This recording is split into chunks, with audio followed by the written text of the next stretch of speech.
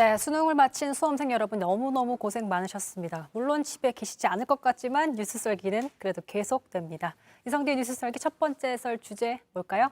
네, 오늘 준비한 재료 바로 이겁니다. 제가 2012년 지는 선거와 2017년 이기는 선거를 관찰해 보면 양 선거에서 좀 중요한 차이가 있습니다. 조금 과장해서 말씀드리면요. 질 때는 국회의원들이 모두 여의도에 다 있습니다. 이길 때는 국회의원들이 다 현장에 가 있습니다. 자, 질 때와 이길 때, 먹는 날과 안 먹는 날의 차이가 아니라 질 때와 이길 때의 차이.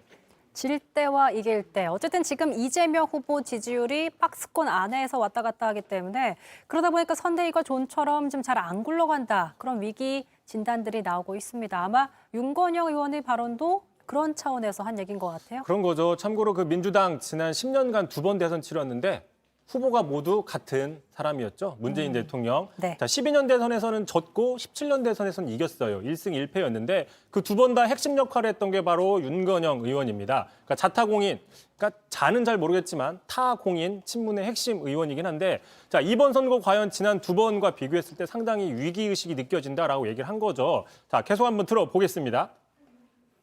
현재가 대단히 심각한 상황이고 저는 선거를 하다 보면 여러 차례 고비가 있습니다. 이건 우리 민주당이 맞닥뜨린 첫 번째 큰 고비다라는 데 대해서 인식을 같이 합니다. 예. 자, 그러니까 이긴 선거 2017년 대선이 아니라 박근혜 후보에게 졌었던 그 당시 2012년 대선을 반면교사로 삼아야 한다라고 경고를 하고 있는 거죠. 그렇죠. 일단 지금 문제가 나오는 게 선대위 구성을 놓고 좀 많이 지적들이 나오고 있었잖아요. 한번 2012년 대선과 한번 비교를 해볼게요. 자, 2012년 대선 당시에 자, 민주당 의원 128명 전원 선대위의 직책을 맡아달라. 문재인 후보가 얘기를 했었고요. 또 진영을 갖춘 문재인 캠프 팀워크가 문제가 된다. 공동선대위원장 10명이나 된다. 자, 메머드급 용광로 선대위의 팀워크가 취약하다. 뭐 이런 식의 지적들이 나오고 있는데 자, 지금 보신 것처럼 날짜 그리고 또 문재인 대통령만 지우면 뭐 지금 기사라고 해도 크게 모를 수도 있는 부분이 있는 거죠. 굉장히 기사 제목에 그런 뉘앙스란 것들이 좀 비슷한 모습입니다. 하지만 2012년 대선에서 민주당이 패했던 건 사실 선대위 구성 말고도 여러 가지 복합적인 요건들이 좀 작용을 했던 거잖아요. 뭐 그렇죠. 사실상 2012년 대선의 패인으로서 제목되는 거는 그 문재인 안철수 이른바 단일화만 되면은 무조건 이긴다라는 단일화 지상주의가 패배의 결정적인 요인이다라는 건 이후에도 많은 그 객관적인 분석에서 나왔던 사실이긴 합니다. 네. 참고로 선거에서 이기면 모든 게 다 승인이 되지만 선거에서 패배하면은 그 똑같은 이유들이 다 패인이 됩니다. 그러니까 결과적으로 어떻게 이기냐 지냐에 따라서 달라질 수 있는데 자, 어쨌든 간에 다만 2012년 대선과 현재까지의 모습을 보면 이 선대위 구성 같은 거를 놓고 조금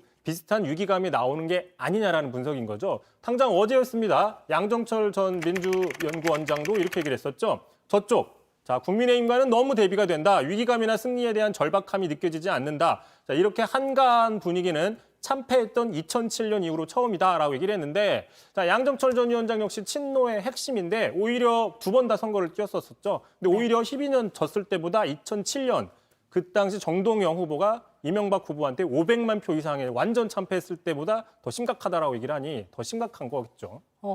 두 명이 어쨌든 친문이라 핵심 인사들이 이렇게 언급한 걸 보면 굉장히 심각한 분위기가 흐르고 있는 것 같은데 여당 선대위에서 어떻게 변할지 좀 지켜보기로 하겠습니다. 근데 반면에 지지율 일단 우위를 점한 윤석열 선대위에선 또 다른 또 정반대 고민이 나오고 있다면서요? 그렇습니다. 지금 이재명 후보 측에서는 지금 많이 해이해졌다. 그러다가는 2012년 대선판처럼 된다라고 경계가 나오는 반면 자, 그렇다면 윤 후보 측에서는 똑같이 너무 해이해졌다. 자, 이러다가는 2002년 대선처럼 된다라는 경계가 나오고 있는 거죠. 자, 조만간 선대위 합류가 예정이 된 김종인 위원장 이렇게 최근에 언론 인터뷰에서 자, 윤석열 후보 이회창 대선 때를 돌아봐야 된다라고 얘기를 했어요. 이회창 대선이 언제냐? 2002년 대선이잖아요. 자, 2002년 대선 다 아시겠지만 이렇게 얘기를 했습니다.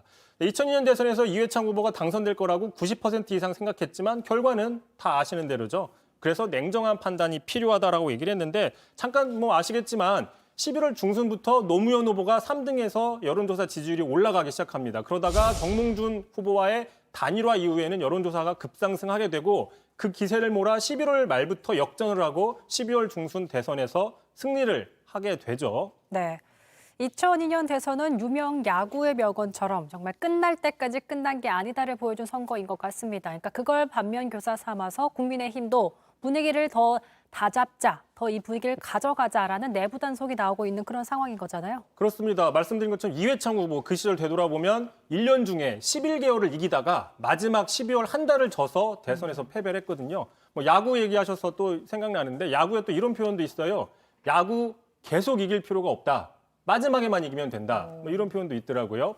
어쨌든 간에 지금은 중요한 게 아니다라는 거죠. 결국 본선 당일날이 중요하다는 건데 자 이준석 대표도 지금은 해이해질 때가 아니다라고 얘기를 했습니다. 들어보시죠. 그리고 최근에 우리 당의 지지율이 민주당과 상당한 격차를 유지하면서 당 전반에 다소 들뜬 분위기가 감지되고 있습니다. 그렇기 때문에 이럴 때일수록 모든 낮은 자세로 정권 교체를 위한 행보에 나설 것을 주문하겠습니다. 게다가 지금 국민의힘에서도 조만간 선대위가 모습을 드러내겠지만 뭐 메머드급이다라는 분석들이 나오잖아요. 그럼 민주당이 직면한 그런 어떤 문제들에 또 직면할 가능성도 있는 거죠. 더 도드라질 수도 있겠네요. 자, 정리를 해보면 대선이 이제 석 달 정도 남았습니다. 어쨌든 앞서든 뒤지든 큰 미가 없으니까 여야에서 모두 각성하고 서로를 보면서 긴장하자. 이렇게 반면교사 삼는 모습 알겠습니다. 좀 더 그 텐션이 높아질 가능성도 있겠습니다.